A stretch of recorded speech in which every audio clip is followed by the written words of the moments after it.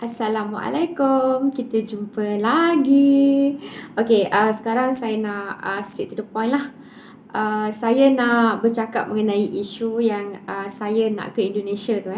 Di dalam video suami saya ada menjelaskan yang saya dah approve my travel pass dan saya diberi peluang untuk ke Indonesia lah, berjumpa dengan suami saya dan family di sana. Okay, saya sebenarnya macam ni lah. Saya nak bercakap sikit mengenai saya ada baca komen semua komen saya ada baca. Okey, ada yang positif dan ada yang negatif. Okey, saya tak kisah sebenarnya pasal orang yang bagi pendapat, yang memberi nasihat, semuanya yang baik-baik dan saya akan ambil semua sebagai secara positif lah. Tapi kalau korang perasan lah, ada satu komen saya ada baca. Okey, dia ada mengatakan yang kami ni belum berkahwin menurut undang-undang di Malaysia.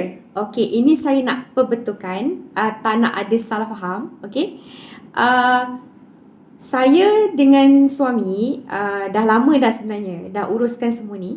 Daripada sebelum tarikh lahir lagi, kami dah uruskan satu persatu dan dengan sokongan family saya sendirilah, family kami. Okey, kami dah daftar perkahwinan di Malaysia, Alhamdulillah. Dan kalau fikir secara tarik dah bangun sini. Dan kalau fikir secara logik lah kan, macam mana Tarik boleh dapat binkan nama bapa dia, iaitu Tommy Pratama Cahaya Saputra, kalau belum daftar perkahwinan di Malaysia? Itu saya nak persoalkan sebab suami saya dah rasanya dia dah keluarkan video, dah banyak dah video tentang anak saya dan pendaftaran nama di JPN semua kan ada tertera nama suami saya. Okey, kalau nak fikir secara logik lah dekat situ.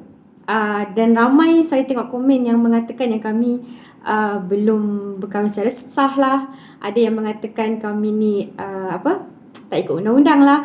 Sebab tu saya nak jelaskan benda semua tu dekat sini untuk mengelakkan salah faham. Okey, dan yelah, saya pun nak melahirkan anak saya yang akan datang ni. Jadi mestilah kita kena siapkan benda lebih awal.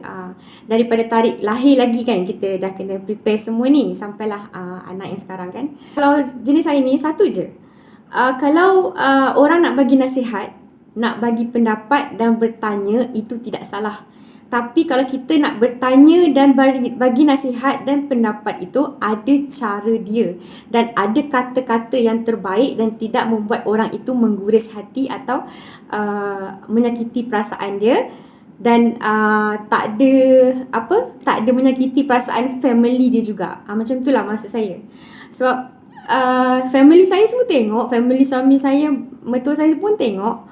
Okey, jadi benda tu akan membuatkan sedikit keliru dan dalam masa yang sama semua attack saya, WhatsApp saya, tanyakan keadaan yang sebenar, cerita yang sebenar. Kalau tanya secara elok, secara baik, saya pun akan menjawab secara baik. Tapi saya tengok ada juga segelintir tu yang terus attack dan bom kami. Okey, mengenai isu yang ada yang persoalkan tentang saya bersalin di sana, melahirkan di sana. Okey, macam ni lah. Saya ni sebenarnya bila dah approve saya punya travel pass, saya nak gunakan peluang ini sebaik yang mungkin. Okey, sebab benda ni pun tak lama. Saya ada dekat sana pun tak boleh lama, lebih kurang dalam sebulan macam tu lah. Jadi saya nak gunakan peluang yang ada ni sebaik mungkin. Saya nak berjumpa dengan, inilah peluang untuk saya berjumpa dengan suami saya dan terutama dengan mertua saya, saudara mara saya, atuk dengan nenek yang berada di Padang. Kan suami saya dia pergi sana kan. Inilah saya nak gunakan peluang yang ada ni untuk saya berjumpa dengan saudara mara di sana. Itulah harapan saya dan niat saya. Selagi masih ada peluang dan sempat untuk berjumpa ni, saya nak berjumpa lah. Dan Tarik, anak saya ni belum berkenalan lagi, belum berjumpa lagi dengan family dekat sana. Lagi-lagi nenek dia kan. Inilah adalah cucu pertama. Kalau di sana ini adalah cucu pertama, jadi saya inilah peluang.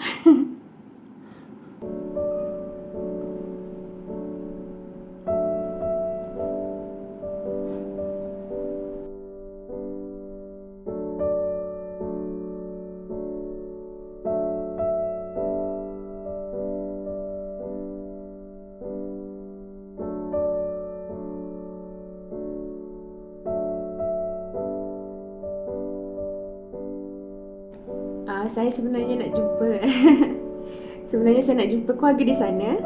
Dan macam ni lah sebenarnya saya apply apa macam lepas ni ialah saya berdoa sebelum tu dan saya berniat kalau saya approve, saya nak pergi ke sana, nak jumpa keluarga di sana. Dan Alhamdulillah, bila dah approve macam ni, jadi saya nak gunakan benda tu dengan sebaik mungkin. Saya nak gunakan peluang ada, sebab kalau saya pergi ke sana pun saya tak boleh lama, sebab jangka masa mungkin ada sebulan macam tu. Lepas tu saya kena balik ke sini, sebab lagi pun saya nak bersalin dalam bulan 9 kan, penghujung bulan 9 dan 28 ke 29 macam tu. Jadi sebelum saya nak melahirkan tu, insya-Allah lah saya masih kuat lagi, masih larat lagi. Ya, saya tahu ramai yang bimbangkan tentang keadaan saya dengan bawa tarik lagi masih kecil dan saya tengah hamil kan. Tapi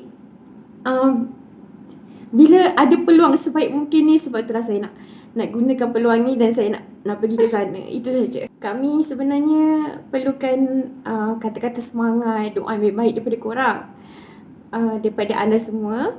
Kami tahu mana yang benda yang baik dan mana yang tidak baik, dan kami bukan buat keputusan terburu-buru. Kita bukan mengikut kepuasan sendiri dan tak fikirkan masa depan akan datang dan fikirkan orang lain. Kami kalau buat apa-apa mesti kami bincang dengan family kami dulu apa jalan yang terbaik. Tak semestinya saya ke sana, saya melahirkan di sana. Saya dekat sana tu cuma nak merapatkan silaturahim, sekeluarga berkumpul dengan keluarga di sana, nak kenal-kenal, ada yang saya belum jumpa lagi kat sana dan saya nak kenalkan anak saya dekat sana lagi. Itulah niat saya dan insya-Allah lah dipermudahkan semua. Sebelum saya nak bertolak ke nak berangkat, saya akan siap-siap lah buat surat doktor dan cek kesihatan saya dulu. Saya okey ke ataupun tak. Kalau saya okey, saya akan teruskan, insya-Allah. Dan mengenai isu yang ada yang mengatakan takut seorang warga negara Malaysia, seorang warga negara Indonesia kan. Saya dah baca komen. Tapi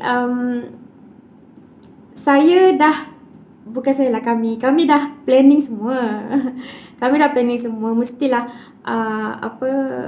kalau dah melahirkan di tarik dah melahir warga negara Malaysia, dan mestilah anak kami ni kami nak yang terbaik jugalah, sama dengan tarik. Dan lepas ni kalau ada sesiapa yang nak bagi nasihat, nak bagi pendapat, nak bertanya, silakan, boleh je, saya okey. Tapi biarlah benda tu dengan secara positif dan baik. Maksud saya tu janganlah sampai menggores hati perasaan seseorang tu. Sebab bila kita nak buat sesuatu tu, kita kena berfikir dulu, kena tengok ayat tu dulu, sama ada benda tu menggores hati ke, menyakitkan hati orang ke tak.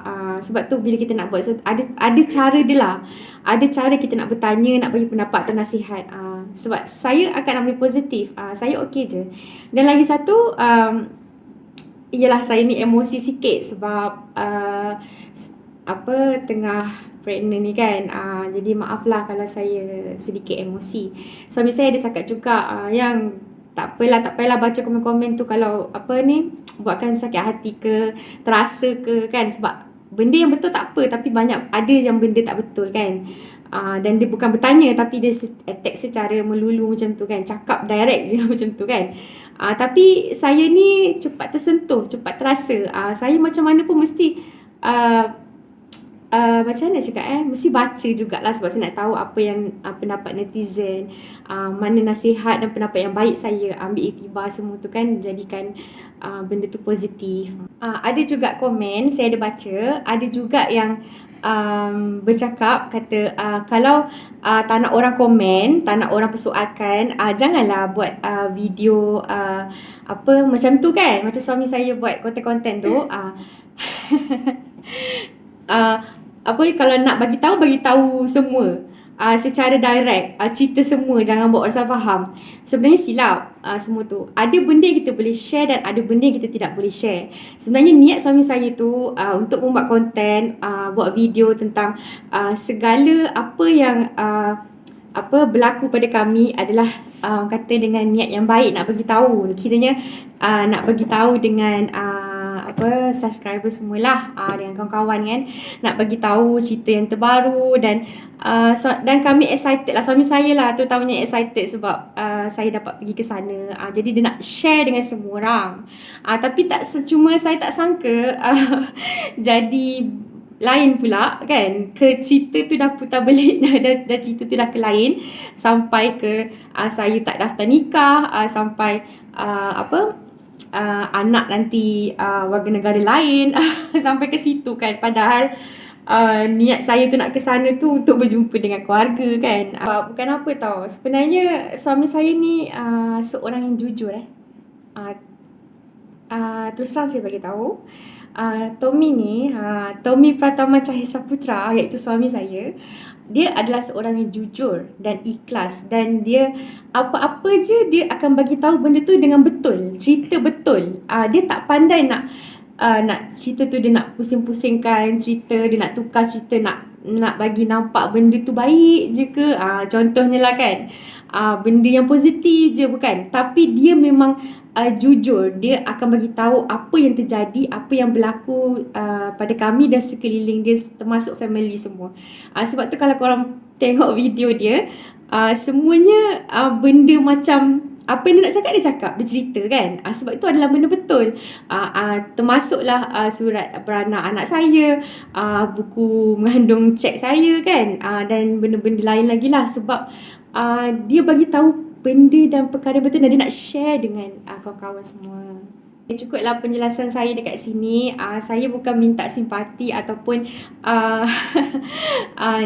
nak anda semua kesiankan saya ke, bukan. Tapi saya cuma nak jelaskan dan betulkan keadaan di sini yang membuatkan orang salah faham dan cakap kami yang bukan-bukanlah kan. Tapi mana yang bagi nasihat, bagi pendapat, syukur Alhamdulillah, dan saya ambil semua secara positif dan saya rasa dihargailah. Dan terima kasih sebab ambil berat tentang kami dan bagi nasihat, benda semua yang baik-baik kan. Dan mana yang tidak baik dan tidak betul tak apalah, saya maafkan. Tapi tolong lepas ni saya minta sangat untuk jaga sensitiviti kami dan terutamanya keluarga kami. Berfikir dululah kalau sebelum nak tulis sesuatu atau nak cakap benda-benda yang privacy dan isu sensitif macam tu kan. Sebab family kami baca dan terkesanlah pada semua family kami kan. InsyaAllah saya akan kembali beraksi.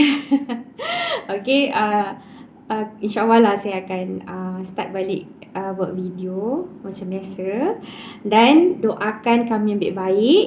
Okay, kita jumpa lagi. Assalamualaikum. Bye.